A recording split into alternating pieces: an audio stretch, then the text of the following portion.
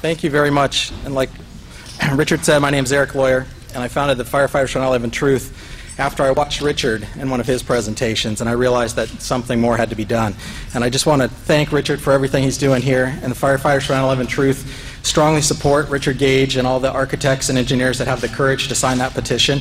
And I know from personal experience there's about 5 times as many out there that believe what we believe but don't have the courage to sign it. So what I'm hoping today is that people will find the courage after listening to this presentation and seeing everybody here and seeing that we are behind it.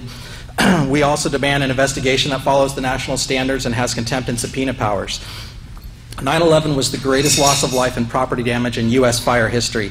This should have been the most protected, preserved, over-tested, and thorough investigation of a crime scene in world history. Sadly, it was not. What was it? Well, we know from their own admission the majority of the evidence was destroyed.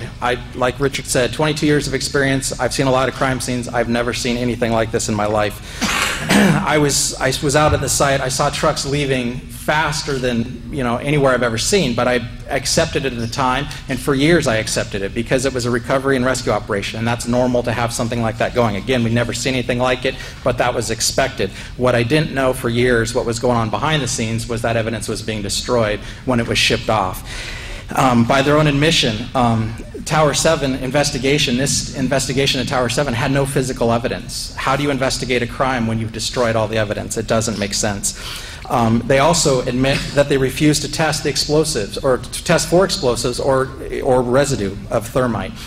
Now, this is what I'm going to go into here just real quickly, is there are national standards for an investigation. That's what all of us are asking for, an investigation that follows national standards and holds people accountable. This manual right here, just so you can see it, is what we call the Fire Investigation 101. This is the most basic fire investigation manual there. This is for the 2001 edition. This is what should have been referred to, at least. It doesn't have to be followed exactly, but it should have been used as a guideline for the investigation. I'm just going to cover a few of the things that are in here. So NIST violated, and the initial investigators that did not protect the scene violated the most basic of the guidelines. And I'm going to cover 5 of them here. One is the NFPA 9.3.6. It covers spoliation of evidence.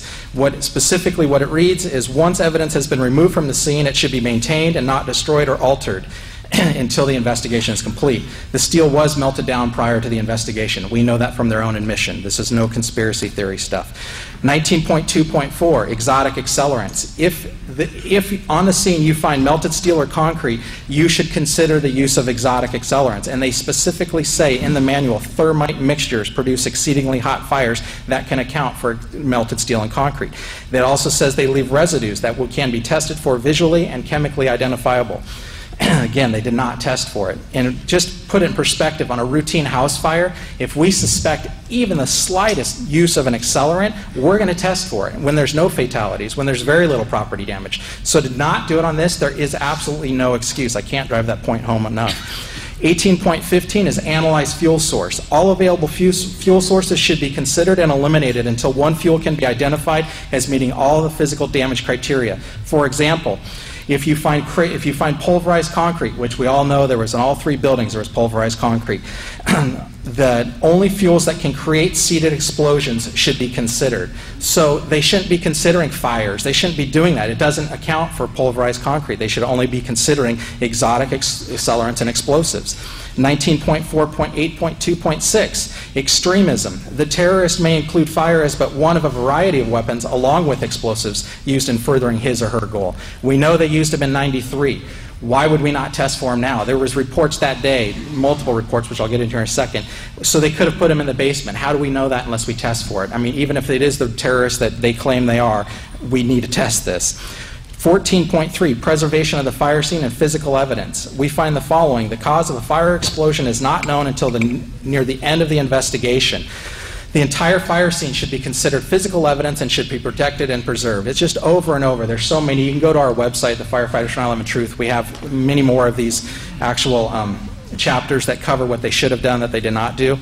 So now, by their own admission, in all 3 building collapses, NIST refused to physically test, like Dr. Stephen Jones did, for explosives. This is just unbelievable.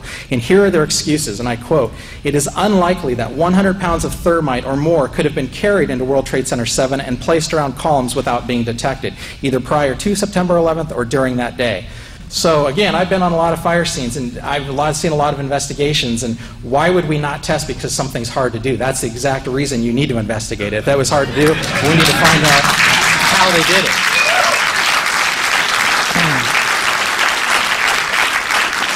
And number two, NIST excuse. In addition, no blast sounds were heard on the audio tracks of the video recordings during the collapse of World Trade Center 7 or reported by witnesses. That's one of the excuses why they didn't test. Well, apparently they didn't read Chapter 18. 18 is the general definition of explosions.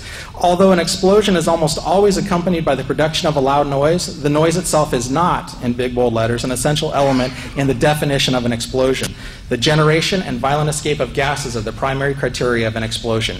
So that alone says they should have tested for it. But then we also, NIST has lied, and we can prove it as soon as the new investigation happens. So the evidence is out there for you to see right now. We have 118 first responders who reported explosions. We have the radio transmissions from FDNY members that are still recorded today that reported explosions. We have audio recordings. We have video recordings. I've personally talked to witnesses that heard them. So there's nothing short of saying they lied, and they need to be held accountable. And besides that, like I said, there is no excuse for not testing for explosives. And so at the very least, at the very best, even if you want to believe the official story, this was the most incompetent investigation of all time.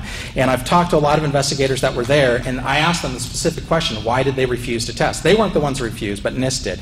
And they said, all we can say, all they can answer is incompetence, or they tell me to shut up. They cannot give me any reason that follows national standards. So, but the reality, after all the research everybody here and the incredible people we're in the room with today have done, the reality is it was a criminal investigation to cover up the crime. So, just to finish, I'd like to read a quote. This is from a retired, decorated FDNY lieutenant. Anyone who knows the fire service, he is a stud. He worked on Ladder Company 26, Rescue Company 3, Rescue Company 1 in his career. Anyone who knows, those are amazing companies. Here's his comment. Trade Tower 7 by itself is the smoking gun. Not hit by an aircraft with only a few relatively small fires, it came down in a classic crimp and implosion, going straight into its basement. Something only very precise demolitions can accomplish, which takes days, if not weeks, to prepare.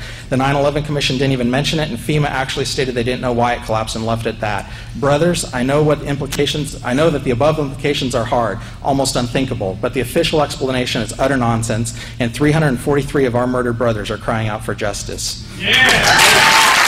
Thank you. Thank you very much.